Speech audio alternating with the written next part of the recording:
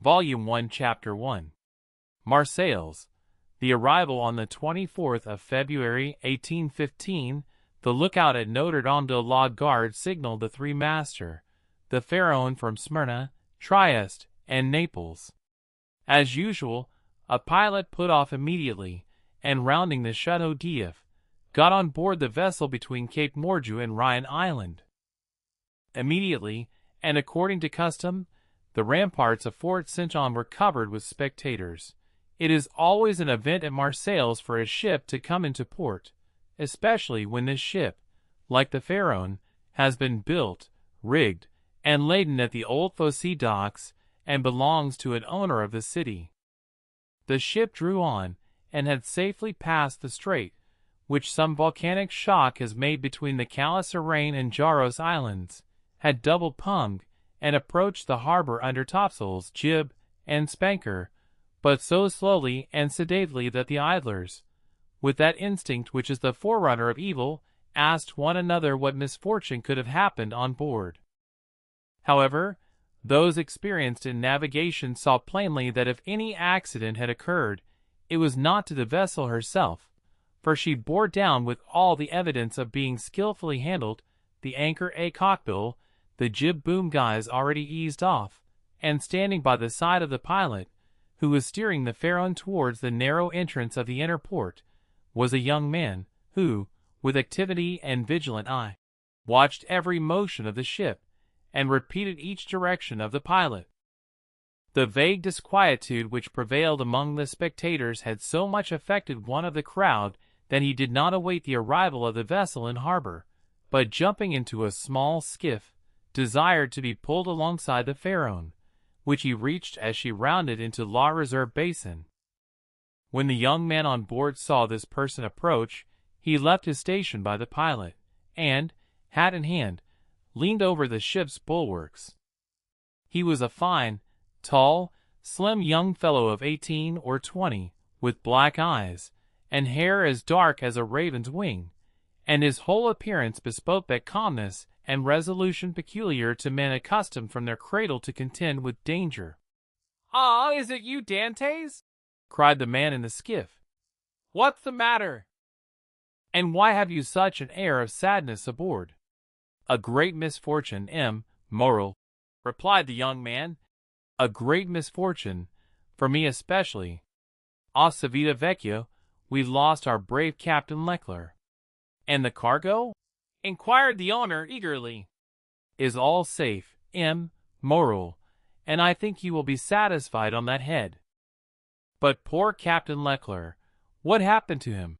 asked the owner, with an air of considerable resignation. "What happened to the worthy captain? He died. Fell into the sea? No, sir, he died of brain fever in dreadful agony." Then turning to the crew, he said, "Bear a hand there, to take in sail." All hands obeyed, and at once the 8 or 10 seamen who composed the crew sprang to their respective stations at the spanker brails and outhaul, topsail sheets and halyards, the jib downhaul, and the topsail clolines and buntlines. The young sailor gave a look to see that his orders were promptly and accurately obeyed, and then turned again to the owner. "And how did this misfortune occur?" inquired the latter, resuming the interrupted conversation. 0023 "Alas, sir, in the most unexpected manner. After a long talk with the harbor master, Captain Leclerc left Naples gravely disturbed in mind. In 24 hours he was attacked by a fever, and died 3 days afterwards. We performed the usual burial service, and he is at his rest, sewn up in his hammock with a 36-pound shot at his head and his heels, off El Giglio Island. We bring to his widow his sword and cross of honor. It was worth while, truly," added the young man with a melancholy smile, "to make war against the English for 10 years, and to die in his bed at last, like everybody else." "Why, you see, Edmond," replied the owner, who appeared more comforted at every moment, "we are all mortal, and the old must make way for the young. If not, why, there would be no promotion, and since you assure me that the cargo is all safe and sound, Moral, take my word for it, and I advise you not to take 25,000 francs for the profits of the voyage." Then, as they were just passing the round tower, the young man shouted, "Stand by there to lower the topsails and jib, brail up the spanker." The order was executed as promptly as it would have been on board a man-of-war. "Let go and clew up." At this last command all the sails were lowered, and the vessel moved almost imperceptibly onwards. "Now, if you will come on board, Moral," said Dantès, observing the owner's impatience. "Here is your supercargo, Danglars, coming out of his cabin, who will furnish you with every particular. As for me, I must look after the anchoring, and dress the ship in mourning." The owner did not wait for a second invitation.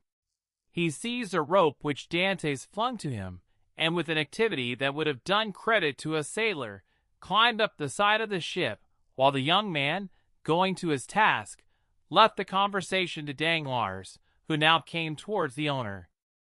He was a man of 25 or 26 years of age, of unprepossessing countenance, obsequious to his superiors, insolent to his subordinates, and this, in addition to his position as responsible agent on board, which is always obnoxious to the sailors, made him as much disliked by the crew as Edmond Dantès was beloved by them. "Well, Moral," said Danglars, "you have heard of the misfortune that has befallen us?" Yes, poor Captain Leclerc. He was a brave and an honest man, and a first-rate seaman, one who had seen long and honorable service, as became a man charged with the interests of a house so important as that of Morel and Son," replied Danglars. "But," replied the owner, glancing after Dantès, who was watching the anchoring of his vessel, "it seems to me that a sailor needs not be so old as you say, Danglars, to understand his business, for our friend Edmond seems to understand it thoroughly, and not to require instruction from anyone." "Yes," said Danglars, darting at Edmond a look gleaming with hate. "Yes, he is young, and youth is invariably self-confident." Scarcely was the captain's breath out of his body when he assumed the command without consulting anyone, and he caused us to lose a day and a half at the island of Elba, instead of making for Marseilles direct. 0025 As to taking command of the vessel, replied Morel, that was his duty as captain's mate. As to losing a day and a half off the island of Elba, he was wrong, unless the vessel needed repairs. The vessel was in as good condition as I am, and as, I hope you are, Morel, and this day and a half was lost from pure whim, for the pleasure of going ashore, and nothing else. Dantès, said the shipowner, turning towards the young man, come this way.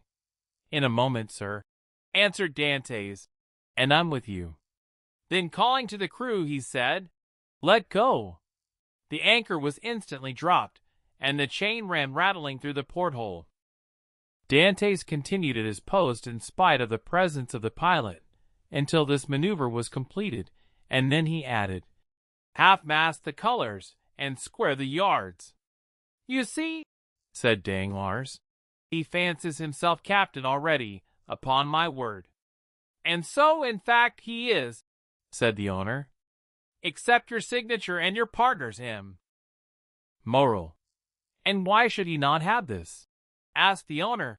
He is young, it is true, but he seems to me a thorough seaman and of full experience. A cloud passed over Danglars' brow. Your pardon, Moral, said Dantès, approaching. The vessel now rides at anchor, and I am at your service. You hailed me, I think. Danglars retreated a step or two. I wish to inquire why you stopped at the island of Elba. I do not know, sir. It was to fulfill the last instructions of Captain Leclerc, who, when dying, gave me a packet for Marshal Bertrand. Then did you see him, Edmond? Who? The marshal. Yes. Morrel looked around him, and then, drawing Dantès on one side, he said suddenly, "And how is the emperor?" "Very well, as far as I could judge from the sight of him." "You saw the emperor, then?" "He entered the marshal's apartment while I was there." "And you spoke to him?" "Why, it was he who spoke to me, sir," said Dantès with a smile. "And what?"